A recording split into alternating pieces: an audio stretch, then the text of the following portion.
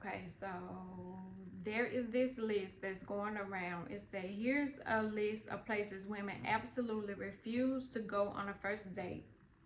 And thank you to the ladies who reached out to me to help me on my list. Okay, so it's like 28 things on the list. I'm gonna try to go through them all. I'm gonna put the list up too so y'all can see them. The first place is the Cheesecake Factory. Number one, Cheesecake Factory. Two, Applebee's, Chili's, Chipotle, Olive Garden. I like Olive Garden. The movies, Your House, any fast food chains, Buffalo Wild Wings, Wingstop, Red Lobster, a buffet, IHOP, Denny's, the gym, church, for obvious reasons. Starbucks, coffee dates, ice cream dates, family functions, movie night, Netflix, Hulu, etc. Somewhere that requires a long drive, bowling, nightclubs, hookah bar, a bar just for drinks, Waffle House, and sporting events. Okay, so some of the places on here kind of self-explanatory. A first date is not doable at your house. A first date is not doable at church. A first date is not doable at a family function. A first date is not doable like Netflix and Hulu unless it's outside somewhere. Like for me, a first date should be somewhere out in public with lots of people, easy, accessible to exit if said first date does not go right. The gym, if you like that kind of stuff, I suppose. Somewhere that require a long drive, I can kind of understand because I mean, like, let's meet somewhere in between, I guess. Like, you know, if it's long distance, maybe, but if I got to drive a long way, or you know, that might not work. I might have an attitude, but bowling, I think it's a cool first night. Is plenty of people.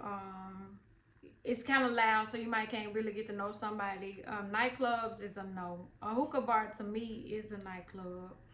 A bar just for drinks wouldn't be okay, but like now we have to worry about somebody possibly slipping us something, so we're not drinking anyway on the first night. A Waffle House is usually, to me, feel like a late night spot. So if we at the Waffle House, then it's probably late night. But Waffle House is doable. Sporting events. So I guess it just depends on what you're into. I'm into basketball. So if you take me on the first day to a basketball game, I'm cool with it. Let's go back to the first. The Cheesecake Factory is, to me, overrated, overpriced, and it's just not good. Applebee's, I mean, I guess. I like Olive Garden. The movies, we can't really talk and get to know each other. And besides, if you take me to the movie, I'm going to be talking to the movie. And I'm not going to really, you know, be dating you. Your house on the first date, to me, just doesn't seem safe. It doesn't seem like a good idea. My house on the first date isn't safe. Don't seem like a good idea. Any fast food chain, like, depending on this list, first of all, let me say, has to depend on your age bracket. Number one, your level of maturity, your like, your taste. I think ice cream day is cool. I had a guy say he wanted to take me to buy some ice cream. I thought it was pretty cool. We didn't make it, but I would have went. Even though I'm the type of person like, I don't know about ice cream, you know, just because, I don't know, I'm not a big ice cream person, but it was a cute thought, and I would have did it, you know, got some ice cream and walked, but that wasn't the first date. Denny's and IHOP in the gym. IHOP again to me is like a after hour spot, like the Waffle House. So if we there, it's late. That probably ain't a good idea. family functions is kind of weird to me because whenever you bring somebody new, it's like a picture in the frame. Everybody staring at it, want to get to know it, poke at it, and stuff like that. That's always awkward. Um, Bars, I think, is just, I don't know. I think that's for a younger crowd. So I really wouldn't want to go on a first date in a bar, but that doesn't mean it's not doable for somebody else. You can go to one of the most expensive restaurants they got, okay, and still be with somebody that you ain't compatible with, or that you just wasted that experience with somebody that wasn't worth it. Speaking of first dates, I went on one back in the summertime to a restaurant that I hadn't been to, and I was like, if it ain't good, then you know, no harm, no foul. But it was good, and so now I just get it to go. But it's not out of the question for another first day. Like, I feel like it's a pretty cool little spot. It's a like a locally seafood. I'm pescatarian, so there's not a lot of stuff that I can eat at half of the places on this list, so I wouldn't be eating anyway, and so it would be a good idea for me. But this restaurant just so happened to be good. I hadn't tried it. I had heard kind of mixed reviews about it, and it was safe, open. It was the right time of night, over the water. It was beautiful. And now, you know, I go back and I get it to go. The first day it was cool or whatever for what it was, but he wasn't. So you can go to a restaurant and have the most beautiful experience with somebody that y'all ain't compatible, or you just don't work out or something like that. So I see what guys, you know, I understand they don't want to take some women to a really nice restaurant and then they don't get anything in return. I understand that, and I don't just mean in the bed. I mean, like, you know, taking somebody on a date is a big deal, and what may or may not happen afterwards, you have to take that in consideration too. So and then, like, us grown older women, we're so busy that if we can carve out a little bit of time, we want it to be worth it, something new and experience. Like, it doesn't have to be the most expensive date, but put some thought into it. Y'all be spying on our social media anyway. If you know we like such and such, then take that initiative and plan that day. I'm simple. I can go somewhere where there's a lot of people and you not spend a dime. That doesn't mean I'm going to see you again. It's just, it's not the dollar amount. Everybody gets caught up on a dollar amount. You could go to the nice restaurant and spend the most expensive, and one of y'all have the ugliest personality or the ugliest attitude in the world. Or you can go to the cheapest restaurant and then y'all end up married for 40, 50, 60 years. Like, stop putting a dollar amount. This to me, where we don't want to go on the first date, sound like we going half and half on the bills type situation. Is just not for everybody. Like, it's not this is all women and that's all men that want to go 50-50. Like, the dating pool right now, the dating situation right now is so freaking trash. Like, somebody sent me an invite to a group that say I almost told y'all, but it exposes like bum dates, and I'm like, damn. Word, like some of the stories sound so outrageous. I'm thinking, like, this really is what's going on, and it's so trippy to me to be like, okay, so we supposed to find a husband out of that bunch that want to go half and half, and then they supposed to find wives out of the bunch that don't want to go to said restaurants or said first dates. I just think everybody you got to be compatible. You got to be on the same page.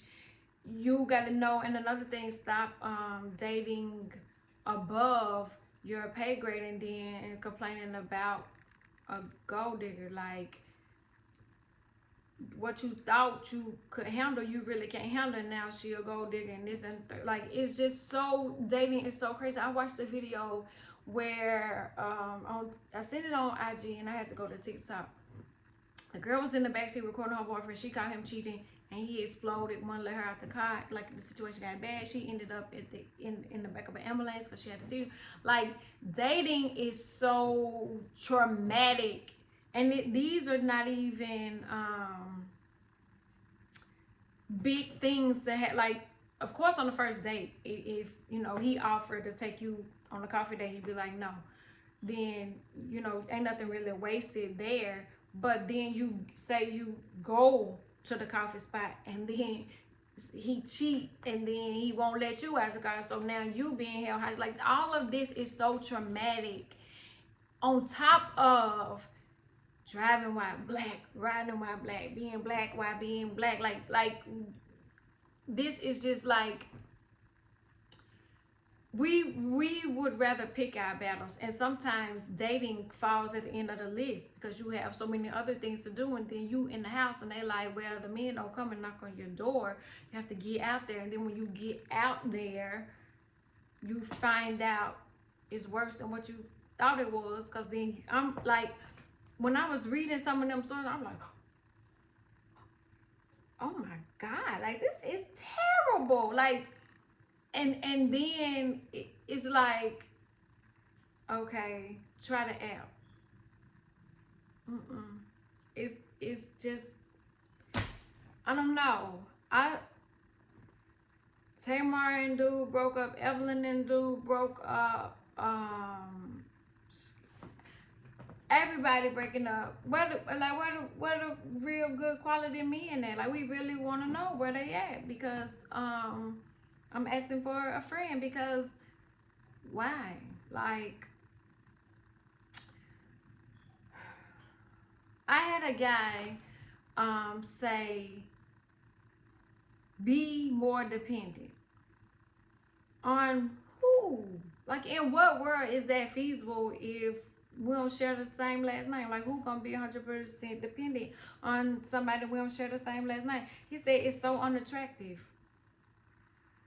But then the things that the first thing he asked was, how much do you expect your man to make? Well, it ain't really about the money. And then he go rattling off all these material things that means nothing to me. Like, okay. And then I said, well, I'm a princess and I like to be spoiled, but I can spoil myself. And then he was like, black women are the only women that's proud of being independent. No other race women are going around saying they don't need a man and they just. I never said I didn't need one. I know I need one. Like it's in the Bible, it say you need a man. It's a man and a woman. We're supposed to get together and have a family and, you know, leave legacy and watch the grandkids, you know, while you chilling out. But where are they? Like, where are those men? Like, I'm thinking, like, I might have to go to the nursing home and grab one of them because them the ones that still opening the door and still pulling out the chairs and still treating you respect and being faithful and committed and like, who raised this set of men? And I understand that it goes both ways. I can't speak from the other side. I can only speak from what I see. And the only loyal ones are the ones behind bars, and they still cheating, and we don't want that anyway. But so we trying to figure out like what more fish and what sea, and God part the sea so I can see what I want to see, because what I'm seeing ain't it. Like, and it would be if I was just speaking from just my experience, I'd be like, well, maybe that's just me. Maybe I'm picking the wrong. But then when I'm reading this stuff and I'm talking to the homegirls and I'm looking online, like everybody seems to be like we kind of like digging through the trash bin and the recycle bin and trying to pick apart and put them together and build a man. And I'm like at this point, I'm gonna have to tell AI to build a boyfriend. I'm gonna have to make Lexa into a man voice and date her because she don't even listen. But I'm just like I'm trying to figure out like what happened. And I know a lot of y'all was listening to them bad dating coaches. I know both was listening to that. A bunch of cheating, single, non-committal, non-degree having relationship dating coaches. Like, make it make sense. And I'm not saying you need a piece of paper to have some experience. I'm not saying that, but somewhere along the line, when Nana and Papa generation, like they stayed together, and I know they stayed together because it was cheaper to keep her. But I know somebody my age just celebrated 19 years. That's like, okay, it gives me hope in a world full of fish in the sea. Like, it ain't plenty. It might be 6 maybe, but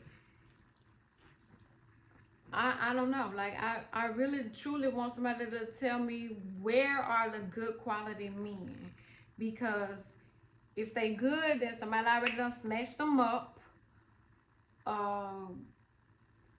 And so then that leaves the not so good or the in between, or we just going not even out the house because we ain't even bumping into y'all in the stores no more because we ordering on the app. And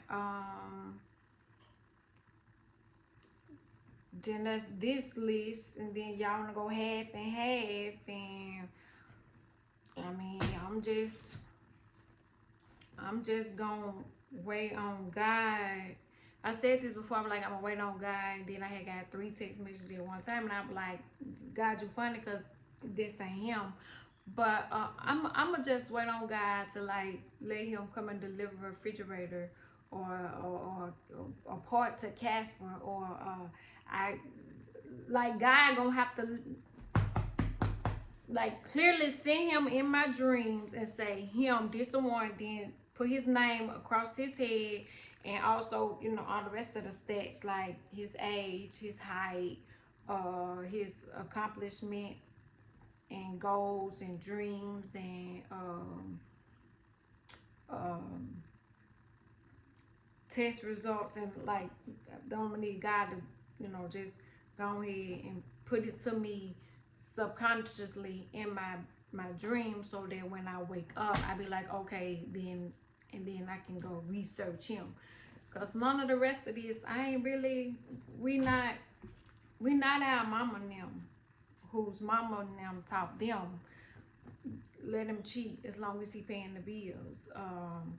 Yeah, I know you got a sister over there, but them some nice shoes you got on. Like, we not doing that. And so that make us too independent, too black, too much attitude, too much of a diva, a bitch. Like, we all of these because we saying, give what you get. You want me to be faithful, be faithful. You want me to go to work, go to work. You want me to take care of the house, take care of the house. You want me to have the kids, okay, that's over. You know, we ready for the grandkids. But I'm saying, like, we want reciprocity. We want like what we giving, and if we giving 100% over here alone, what makes you think we're gonna get over there and give 50? We still gonna give 100, but it's got to be matched with 100. Like, and that's 200. Like, like what Jay say? How many billionaires when they look? And I'm bringing 3 more with me, so we just gonna win. But I'm not gonna do 100 and you do 30, and I don't want you to do 100 and I do 30. But I want us to be able to catch each other in case shit happen, like insurance. But then also we got to be compatible mentally, physically, socially. I think so. I think that's one of the things that we forget. Like socially, gotta matter because if I'm a social butterfly and you an introvert, then but then too, at the age that we are now, nobody don't really want to go outside no way. So, you know, socially, we probably are on social media.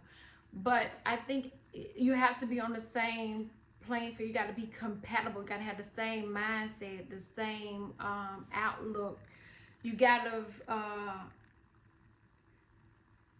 I think that if you were raised in survival, you need somebody that was raised in love so y'all can balance each other out.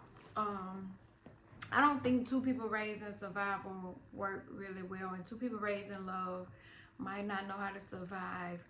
Um,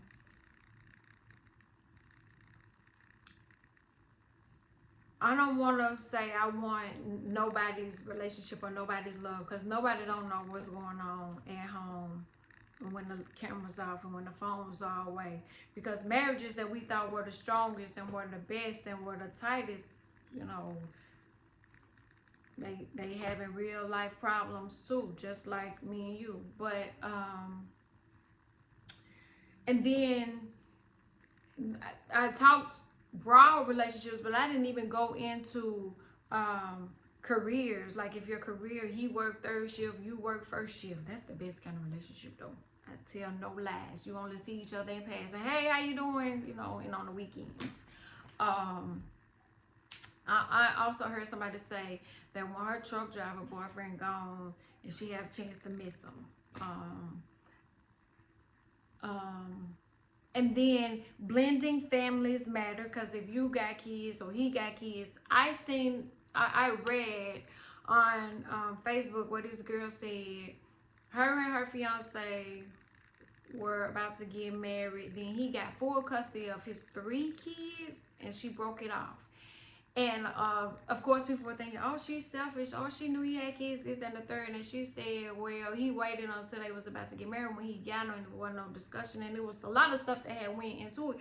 But for me, I'm saying, thank God that you were mature enough to know that that ain't what you wanted. Because the worst thing in the world to do is to get 3 lives. And you're responsible for rearing them and raising them. And you dislike them.